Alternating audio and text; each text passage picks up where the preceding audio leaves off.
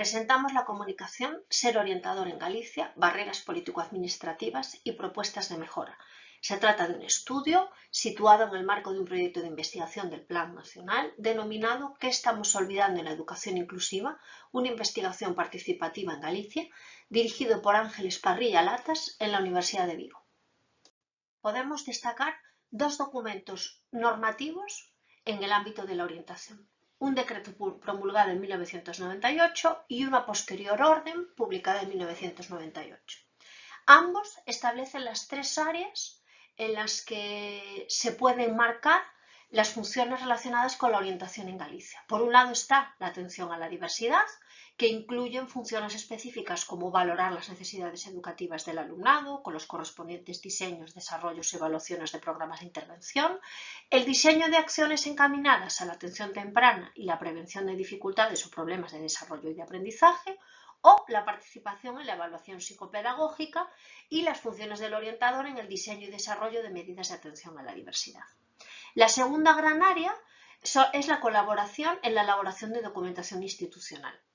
Entre otros, el orientador colabora en la elaboración de propuestas del Plan de Orientación Académica y Profesional o del PAT, así como en la elaboración de proyectos educativos y curriculares del centro. Y por último, la tercera gran área sería la participación, colaboración e innovación. En este caso, las funciones se centran en promover la cooperación entre familia y centro, la cooperación con los miembros del propio equipo de orientación específico o incluso establecer canales de comunicación con otros servicios o instituciones en el ámbito de sus competencias. El objetivo de esta comunicación es identificar las principales barreras político-administrativas, así como las propuestas de mejora que los orientadores encuentran en el desempeño de su profesión y en el desempeño de sus funciones en el día a día. Para ello, a través de una metodología cualitativa, se llevan a cabo entrevistas semiestructuradas a través de las cuales los participantes reflexionan sobre su práctica profesional. Dichas entrevistas se estructuran en 7 bloques temáticos en los que se abordan cuestiones como la participación, la satisfacción, decisiones de escolarización, educación inclusiva, costes, competencias profesionales y formación o normativa. Los participantes son 5 orientadores, de los cuales 4 son mujeres y un hombre, con edades comprendidas entre los 36 y los 57 años. Principalmente son profesionales de distintos niveles educativos, de los cuales nos encontramos 3 orientadores en un CEIP, un orientador de un IES y otro orientador de un centro de formación profesional, y con diferentes recorridos profesionales que van desde los 5 hasta los 40 años de experiencia. En cuanto al análisis de datos, se lleva a cabo mediante el software de análisis MassQDA versión 2022 y lo que se hace es llevar a cabo un análisis de contenido inductivo de las aportaciones de los informantes.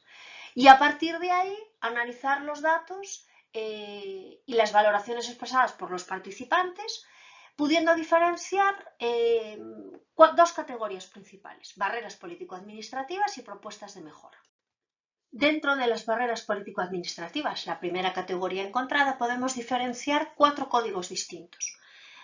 Los participantes hablan de barreras en cuanto a los recursos, barreras en cuanto a las condiciones laborales, barreras en cuanto a la normativa y barreras en los procesos. De los primeros, de los recursos, hablan entre otros de la ausencia de personal que lleva a cabo funciones propias de la orientación y de la escasez de orientadores en el sistema público educativo de Galicia. De hecho, destacan, y es la cita que ponemos ahí, que la UNESCO reconoce que la ratio debe ser de un orientador por cada 250 estudiantes, mientras que los participantes hablan de que se manejan cifras de hasta 1.200 alumnos por cada orientador. Hablan también de la incapacidad para desarrollar sus funciones, debido principalmente a la ratio y a la falta de personal con una calidad mínima, y a la infrautilización de recursos disponibles para desarrollar la función de la orientación.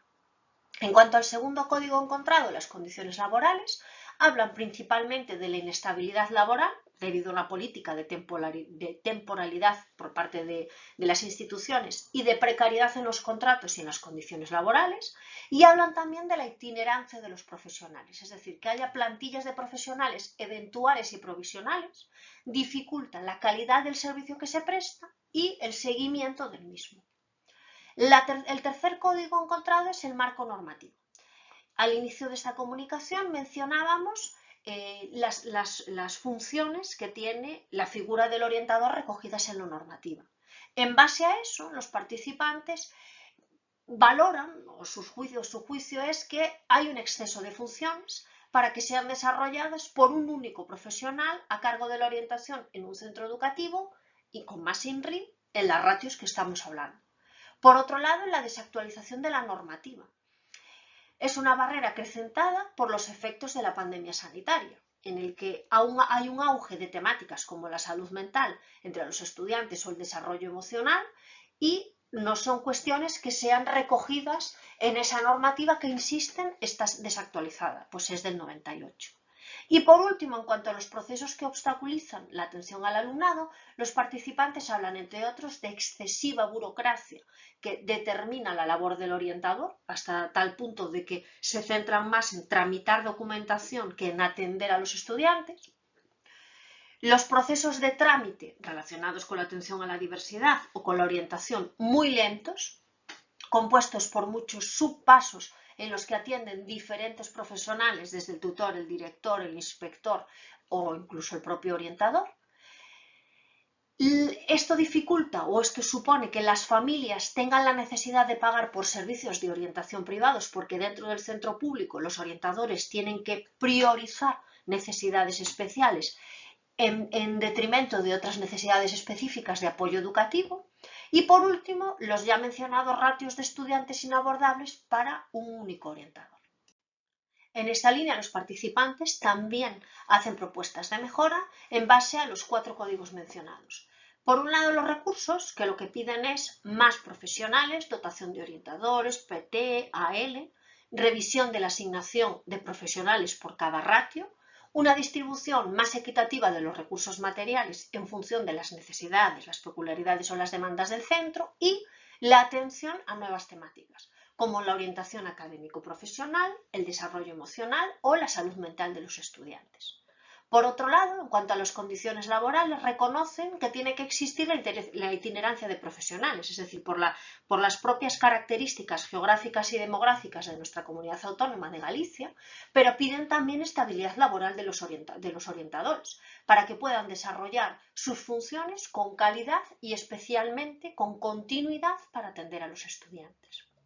En cuanto al marco normativo, piden la actualización de la normativa para dar respuesta a las necesidades reales del orientador que demanda el alumnado, y por otro lado piden también que las instituciones soliciten su colaboración a la hora de elaborar y actualizar la normativa que les atañe. Y por otro lado, en cuanto a los procesos que obstaculizan la atención al alumnado, piden, en línea con las barreras señaladas, simplificar los procesos relacionados con la orientación y la atención a la diversidad. Concluimos esta comunicación afirmando que la figura del orientador es un factor clave para el máximo crecimiento de las potencialidades del alumnado y para avanzar en la procura de una educación inclusiva. En consecuencia, los participantes reclaman un nuevo modelo basado en la prevención, por lo que consideran imprescindible aumentar las ratios alumno-orientador, generar una mayor estabilidad laboral o agilizar los trámites burocráticos. En cuanto a las funciones, debido a la amplitud ya mencionada e incluso a la ambigüedad y antigüedad, otro de los retos de la profesión pasa por que la Administración alinee el mapa de competencias profesionales del orientador con la realidad de los centros, su práctica diaria y la normativa vigente. Por otro lado, el abanico de competencias que presuponen al orientador ya no se limita a los contenidos de carácter técnico, sino que se requieren nuevas formas de trabajar, de adaptarse al cambio, de actitudes hacia el trabajo y hacia los demás, o eso debe recogerse en ese nuevo mapa de competencias. Por último, en lo relativo a las competencias de garantizar una educación inclusiva para todo el alumnado, lo que requiere la activación de nuevos recursos organizativos, curriculares, normativos y humanos.